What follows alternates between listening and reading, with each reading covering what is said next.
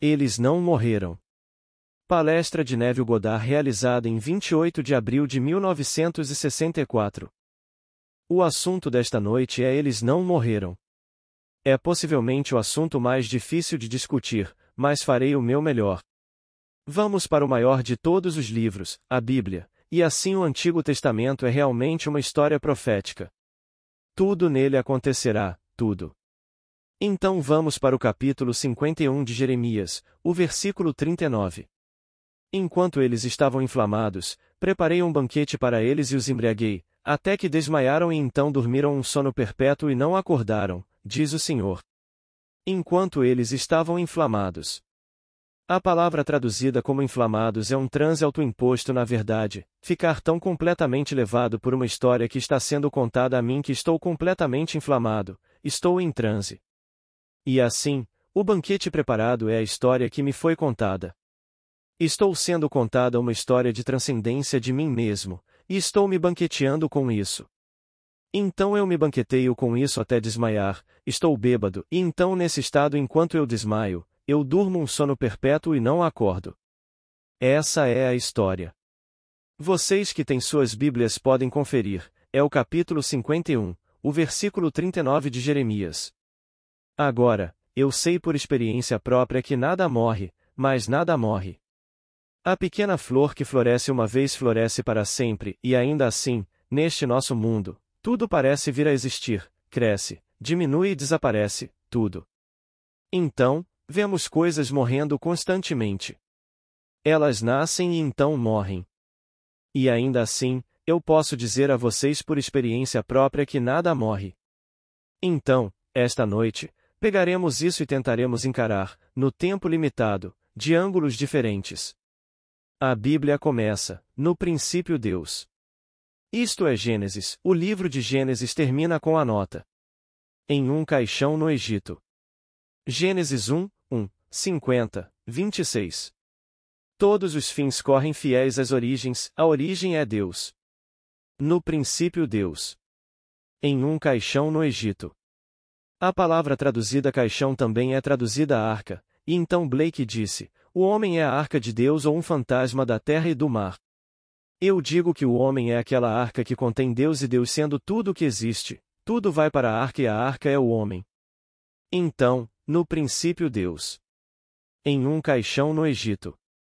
Mas aquele colocado naquele caixão é chamado José, e José foi chamado de sonhador. Eis que vem o sonhador. Gênesis 37, 19. Agora, a Bíblia reconhece apenas uma fonte de sonhos. Todos os sonhos procedem de Deus. Então, José é o protótipo de Deus. Então o sonhador é colocado em um caixão que é o homem, no Egito. Mas ele exige dos filhos de Israel uma promessa de que eles não o deixarão ali, eles o tirarão do Egito e o levarão para o que foi prometido por Deus antes que essa jornada começasse.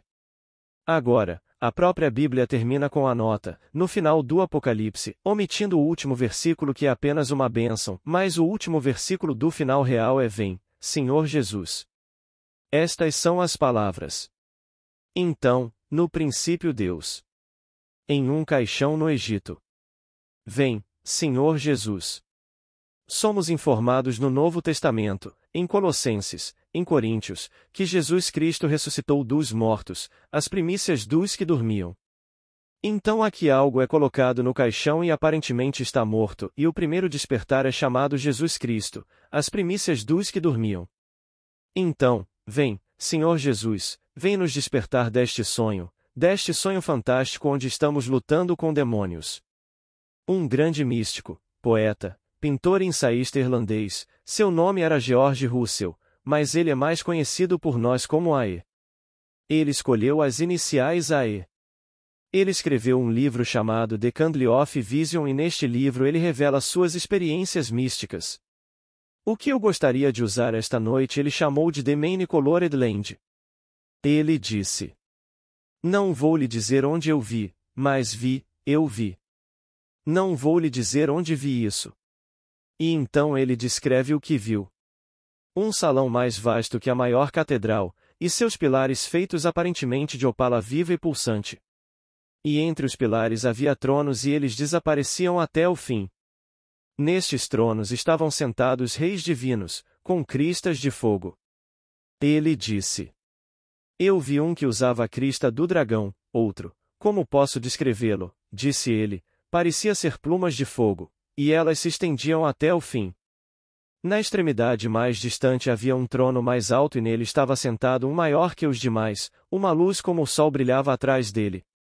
No chão, havia uma figura escura e sobre essa figura escura dois dos reis divinos acenavam suas mãos. E enquanto acenavam suas mãos sobre essa figura, cabeça e corpo, fogo saía do corpo onde as mãos se moviam, como um estranho fogo em movimento, ou ele descreveu como joias, joias cintilantes saindo do corpo. Então, desse corpo saiu uma figura tão alta, tão gloriosa, tão radiante quanto aqueles que estavam sentados nos tronos. Então ele acordou no salão, e então ele se tornou ciente de seus parentes divinos e levantou sua mão em saudação. Aqueles nos tronos pularam de seus tronos com as mãos levantadas em saudação àquele que havia retornado de sua longa jornada sombria. Então, todos eles se moveram e desapareceram na luz. Então ele acordou aqui neste mundo. É a imagem mais perfeita que já li sobre essa descida a este mundo. Você está aqui apenas com um propósito, de desempenhar um papel. Você está aqui para aumentar seu poder criativo. Você não é um ser nascido neste mundo. Mas nesta descida, quando você foi extasiado do alto, você teria a experiência do nascimento e da morte. Então, muitos anos atrás, escrevi um pequeno panfleto e o fechei com este pensamento, que este universo que estudamos com tanto cuidado é um sonho, e nós, os sonhadores do sonho, sonhadores eternos sonhando sonhos não eternos. Um dia, como Nabucodonosor, despertaremos de nosso sonho em que lutamos com demônios, para descobrir que realmente nunca deixamos nosso lar eterno, nunca nascemos, nunca morremos, exceto em nosso sonho. A busca. Que nada neste mundo, não importa o que me digam, passa. Mas você e eu não somos a coisa que estamos observando ou no momento em que vivenciamos. E isso vale para tudo neste mundo. Então, agora, deixe-me compartilhar com vocês em diferentes níveis o que eu sei por experiência. Em 1944, em uma aula bíblica na cidade de Nova York, uma senhora que morava com sua mãe, ela tinha então 45 anos, ela não se casaria porque pensava: bem, se eu me casar, não acho que um marido queira assumir a obrigação da minha mãe. Eu não deixaria minha mãe por nenhum homem neste mundo. Então ela recusou o casamento e ela e sua mãe viveram juntas até a mãe morrer. Na aula bíblica, ela me disse: Neville, eu simplesmente não posso te dizer.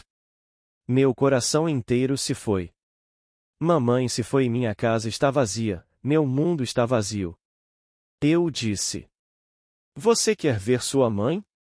Se for algum consolo para você, para provar a você que sua mãe não se foi, você quer vê-la? Ela disse que sim.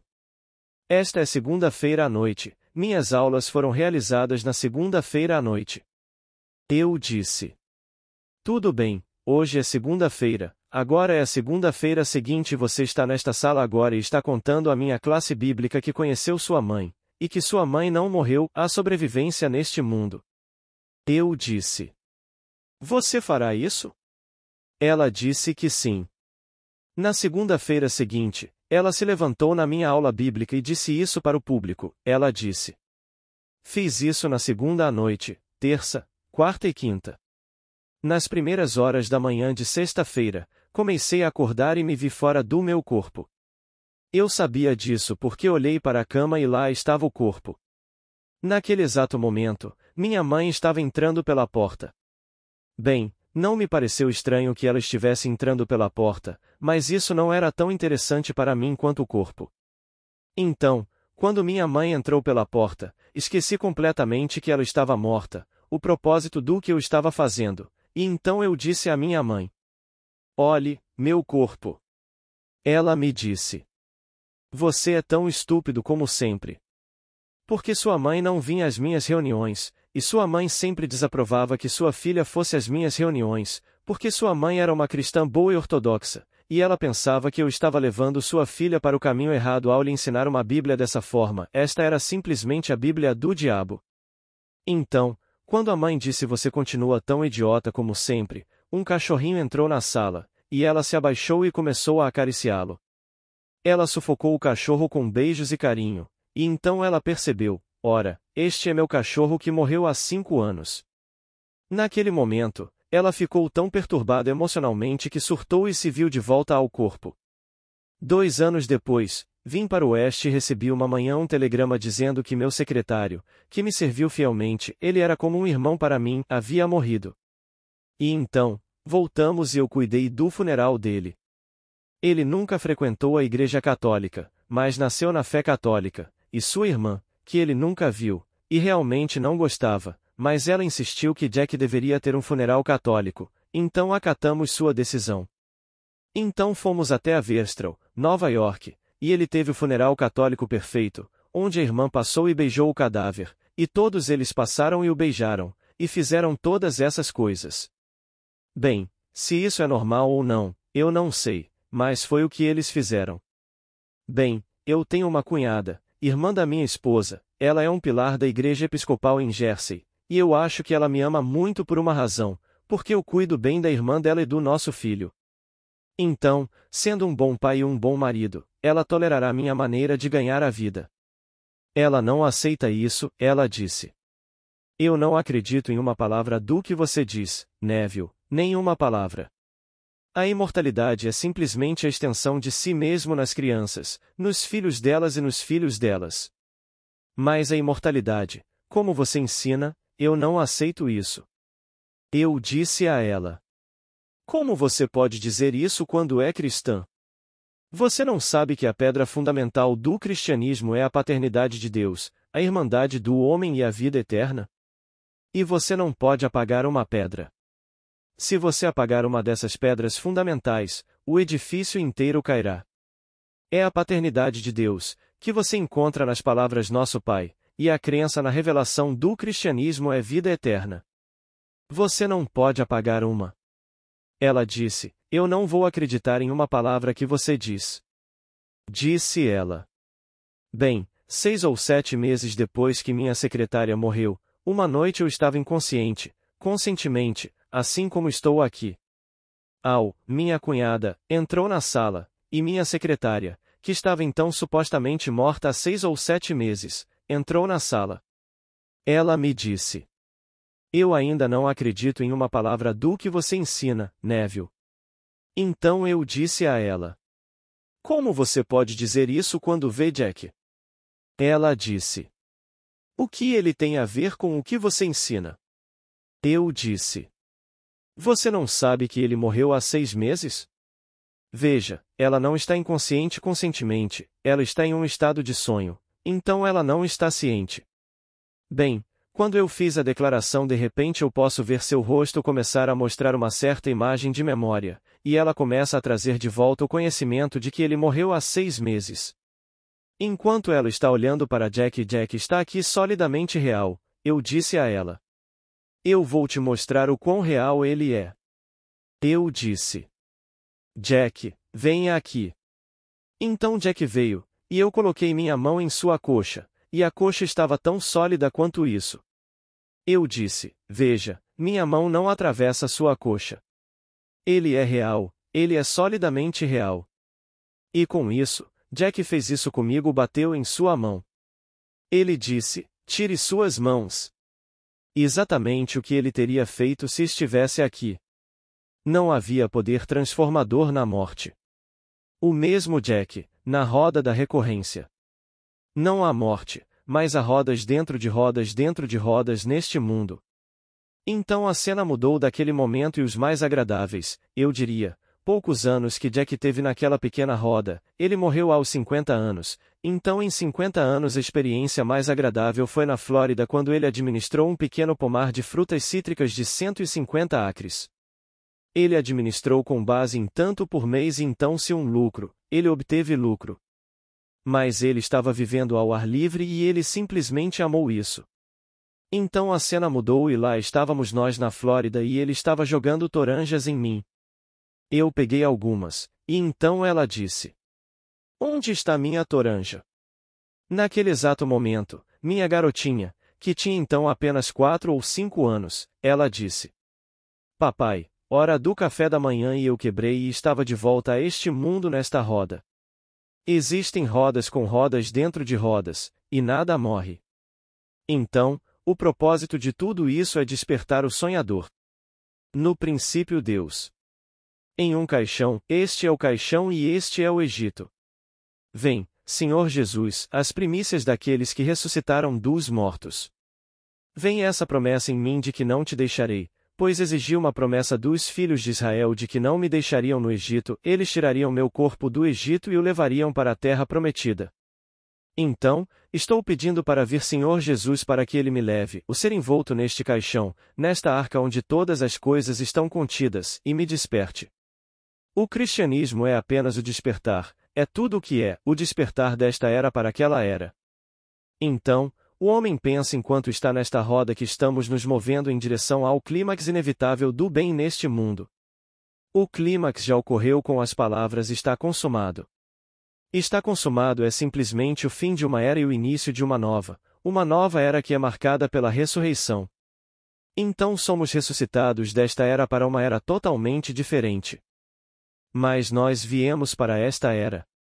Assim como a viu tão claramente e tão vividamente, que aqui, esta figura escura em transe no chão neste mundo opalescente e cintilante, onde estes reis divinos já ressuscitados habitam. E estes filhos de Israel não o deixariam permanecer lá. Ele está em transe e está sonhando este mundo, pois o sonhador foi o embalsamado e colocado em um caixão no Egito, pois seu nome era José. Eis que este sonhador vem. E eles o levaram e o venderam para o Egito. Então José morreu, e eles o embalsamaram e o colocaram na arca em um caixão no Egito. Gênesis 50, 26. Mas o versículo antes do final do primeiro livro, o livro de Gênesis, o versículo antes do final, ele exige a promessa. Não deixe meus ossos, meu corpo no Egito. Tire-me e leve-me para a terra que foi prometida. Então vem. O próximo livro é Êxodo. Então a trama da semente da Bíblia é Gênesis. Eu diria que é também uma ótima introdução para esse quadro em desenvolvimento. Então aqui, quando digo que nada morre, falo sério. Você está em uma roda e a roda é perfeita. Você não pode mudá-la, você sai da roda. E posso lhe dizer esta noite qual é o segredo de sair da roda, e é revisão. Revisão é arrependimento. Arrependimento que eu chamo hoje de revisão, pois arrependimento significa simplesmente uma mudança radical de atitude em relação à vida. Então você quebra o vínculo invejoso da vida e transforma o círculo, a roda da recorrência, em uma espiral de ascensão. Você a transforma em uma espiral e conquista Sião, ou o lar de Deus.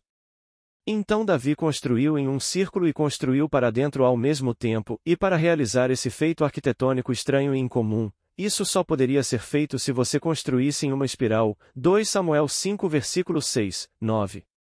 E agora estou falando por experiência própria, já ao praticar a revisão, você não permite que nada neste mundo seja como é. Se não for agradável, você muda, portanto, você não vai, quando a roda girar, você não vai voltar para aquele ponto. Você mudou isso. Ele não vai voltar para aquele ponto.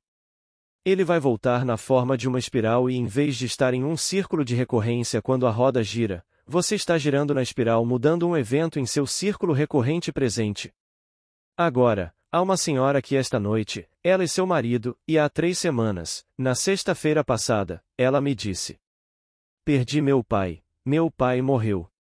Eu disse a ela, sem explicar em detalhes o que você acabou de ouvir, o que eu fiz com a senhora na minha aula bíblica há 20 anos. Ela voltou 2 semanas depois e eu disse a ela: Esta é sexta-feira à noite, você avança uma semana no tempo, ainda é sexta-feira, e você reflete sobre a emoção, pois de todos os prazeres do mundo, o alívio é o mais intensamente sentido, então você sente o alívio que é seu porque você sabe, sem sombra de dúvida, por experiência real, que seu pai vive.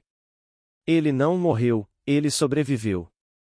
Ela não voltou por 2 semanas, mas ela pôde me dizer no 7º dia, que foi na noite de quinta-feira da semana seguinte, em visão ela conheceu seu pai. Então ela sabe agora, sem sombra de dúvida, que o pai não morreu, ela sabe disso. Levou uma semana para provar, sem sombra de dúvidas, sem passar por um médium, nenhum médium lhe diz ou tenta persuadi-la, que ela sabe, ela teve a experiência que seu pai vive. Bem, agora, um cavalheiro me escreveu uma carta que recebi hoje. Para mostrar como isso funciona, ele disse: um amigo meu estava desempregado há um bom tempo, então eu simplesmente apliquei esse princípio a ele. No passado, apliquei esse princípio de imaginar a muitas coisas, mas aconteceu tão naturalmente que pensei que aconteceria de qualquer maneira, então atribuí isso à coincidência. Mas neste caso, meu amigo estava desempregado, eu o apliquei, e ele conseguiu um emprego, um ótimo emprego. Isso significava ir para a cidade de Nova York, ou melhor, ir para Connecticut e ser treinado para o trabalho, para ser treinado em um mês. Então, a próxima coisa que eu vi foi que eles preencheram o cargo, alguém no leste conseguiu o emprego, e então eles não o concluíram aqui. Fiquei um pouco decepcionado. Então me lembrei da história da revisão, então revisei. Revisei tudo o que ouvi sobre meu amigo e o vi no emprego. Então chegou sexta-feira e pensei em dar uma festinha no dia seguinte, pensei em chamar alguns amigos e me divertir um pouco. Liguei para um amigo meu, e ele estava ocupado, não pôde vir, mas ficou curioso e me perguntou: quem você vai convidar? Mencionei esse amigo meu que tinha sido recusado para esse trabalho. Ele me disse: é melhor você ligar para ele imediatamente porque ele está indo embora no domingo para Nova York. Eu disse: ele conseguiu o emprego?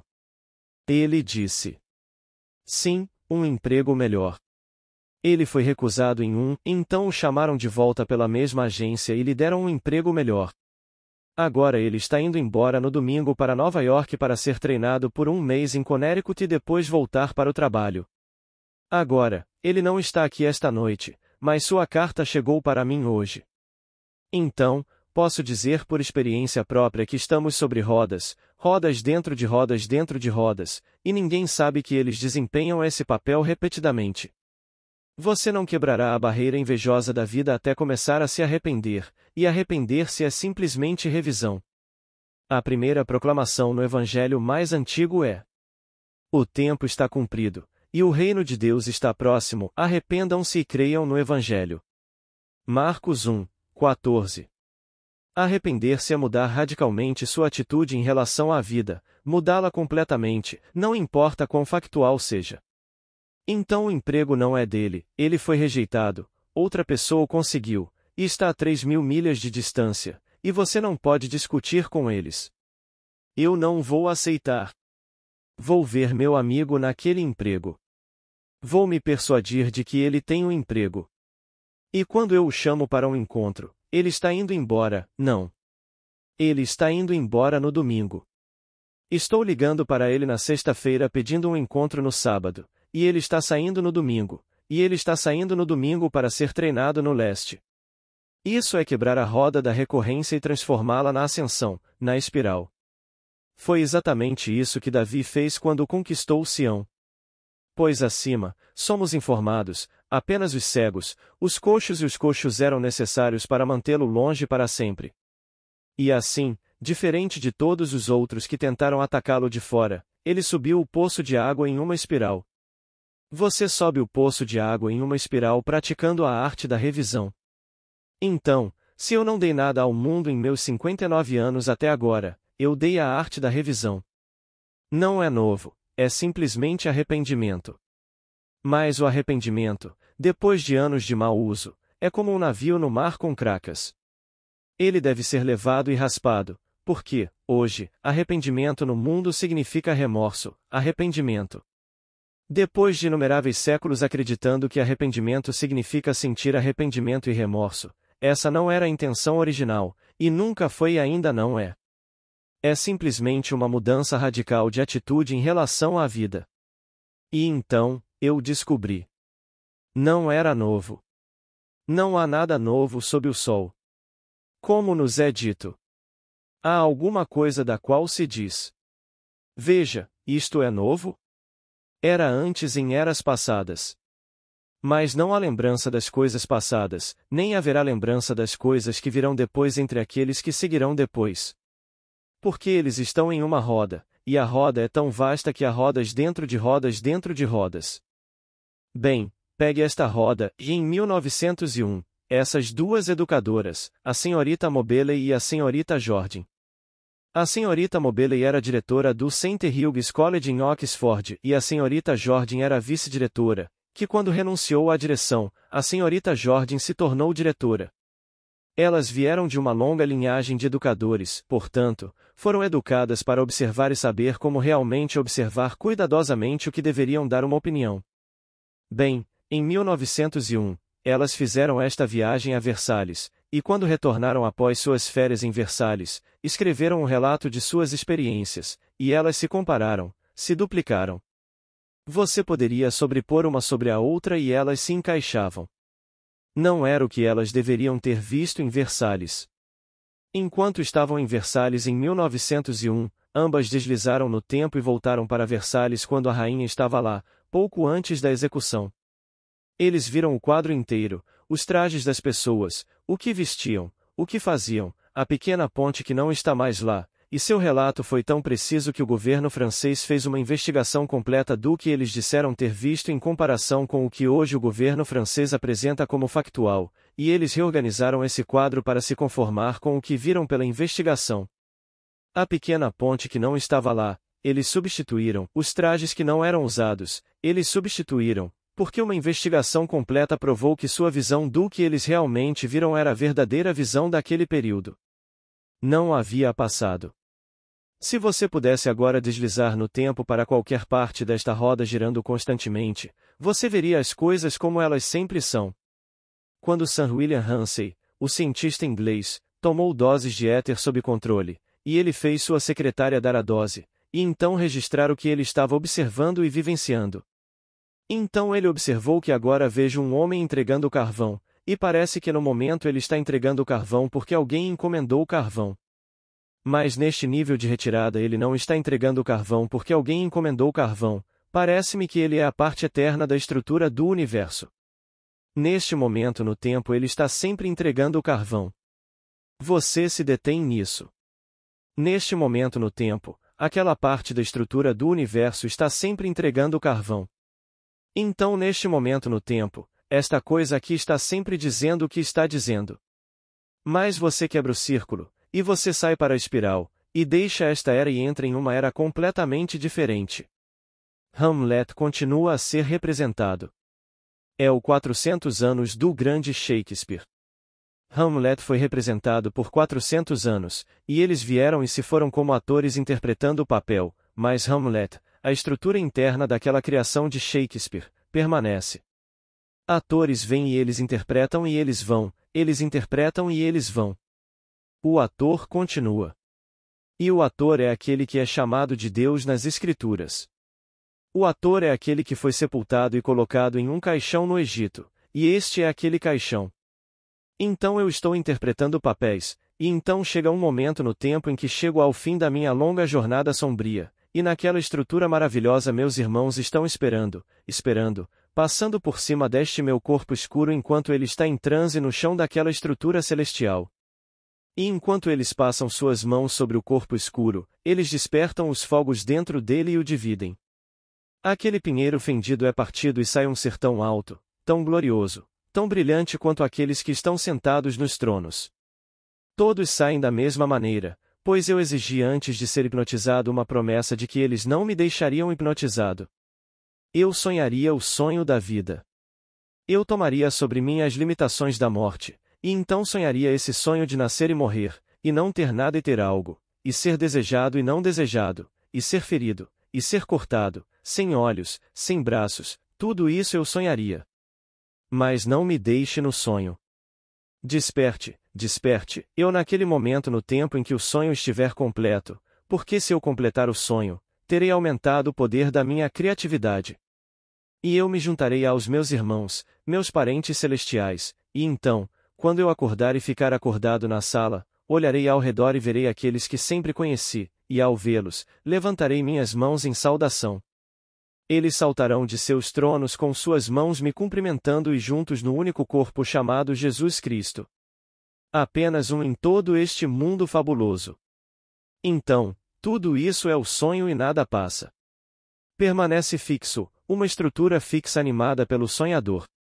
Enquanto ele sonha, ele o anima, e a coisa toda se torna um mundo animado por causa do sonhador que é Deus. Então a Bíblia começa, no princípio Deus. E termina, vem, Senhor Jesus. Mas a semente trama da Bíblia sendo Gênesis, o fim de Gênesis, e ele foi embalsamado e colocado em um caixão no Egito. A palavra caixão é a mesma que arca, e esta é a arca onde todas as coisas estão contidas. Ele pega tudo, de uma maneira criativa, para que eles se reproduzam, ele os pega, em pares. Para que tudo, todos os animais, tudo entre na arca porque Deus está na arca, e não há nada além de Deus. Então o poder de criar e multiplicar além do meu sonho mais louco está contido dentro desta arca, este caixão que você vê aqui. Mais acima, que ninguém vê, não no espaço, mas nas profundezas da alma, aqueles que eu realmente extraí uma promessa de que não me deixariam na arca.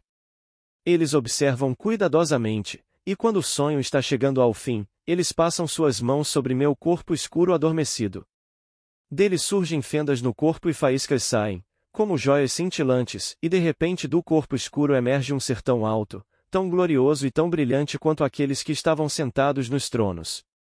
Eu reconheço o lugar, pois foi lá que fui sepultado e reconheço meus parentes divinos. E eu sei o fim que me foi prometido, pois saímos de Deus como Deus.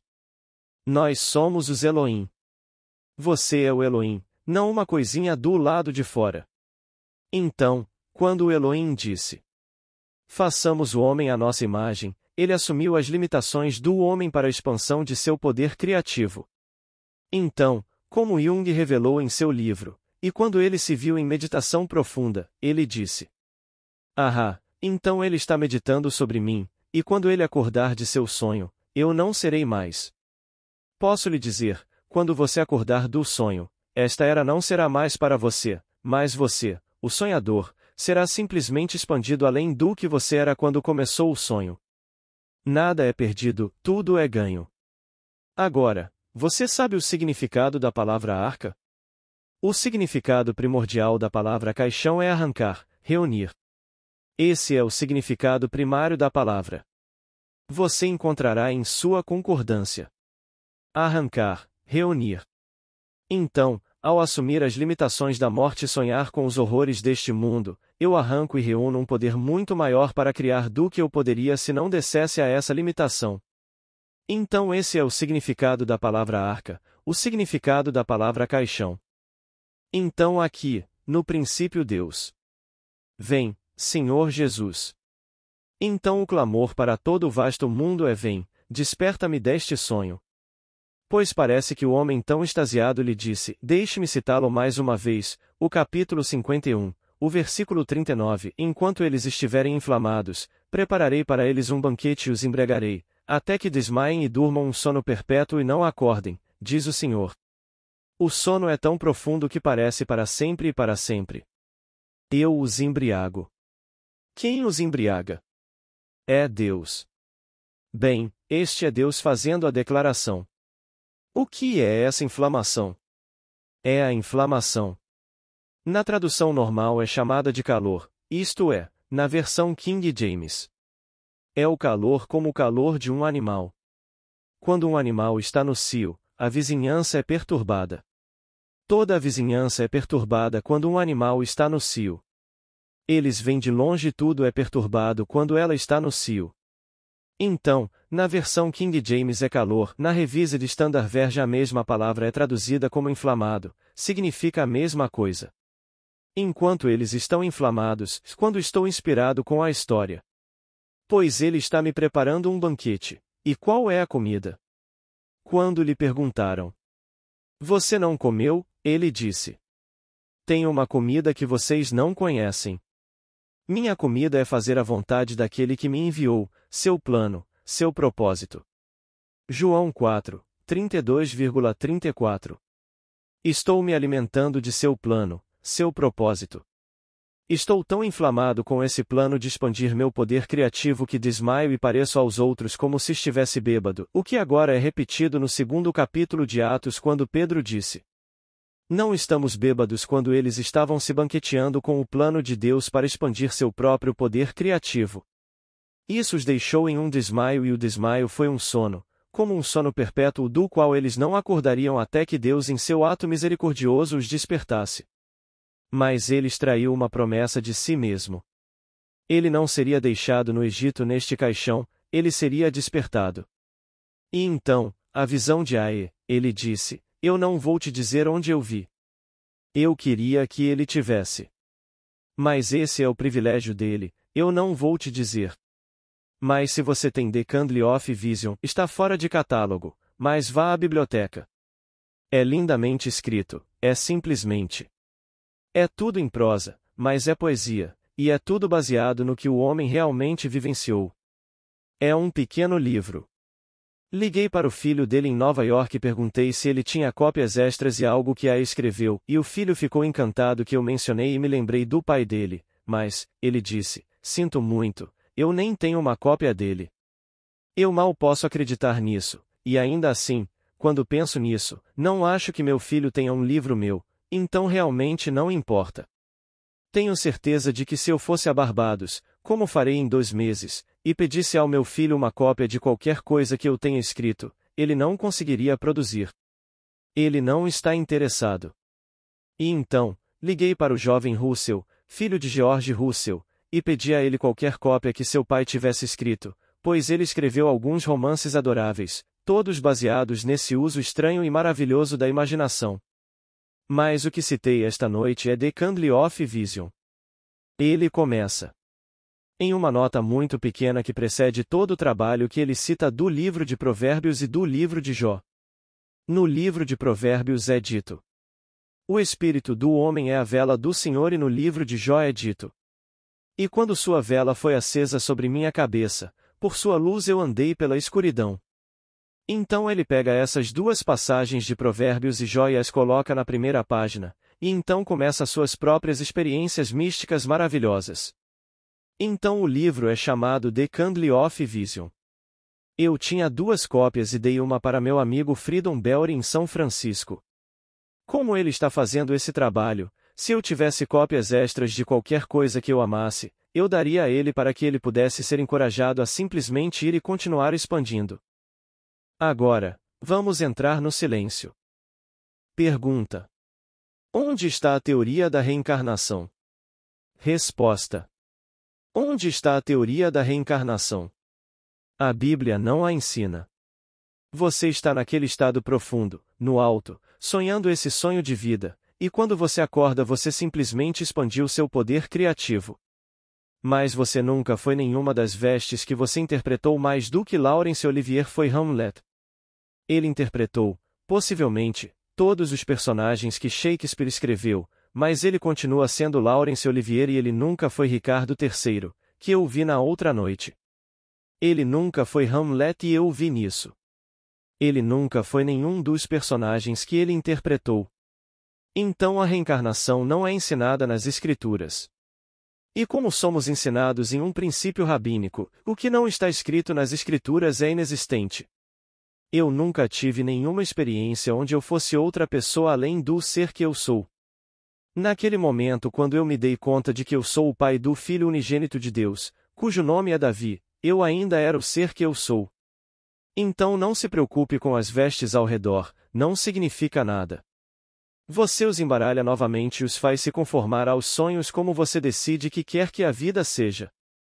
Então você simplesmente ignora os fatos, os revisa e então transforma sua roda em uma espiral. Pergunta: Acabei de perder minha irmã, Neville. Será que a verei novamente? Resposta: Certamente, meu querido. Mas você é o mesmo ser de quem falei esta noite nas profundezas que está sonhando. Veja, na ressurreição não há dar ou receber no casamento, como nos é dito nas Escrituras. Eles lhe perguntaram, eles disseram: Mestre, Moisés disse que na lei, se um homem morre sem deixar descendência, seu irmão deve se casar com sua viúva para gerar descendência.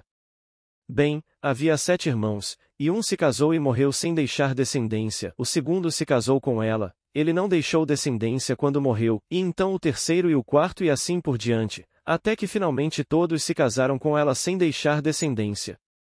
E então ela morreu. De quem ela é viúva na ressurreição?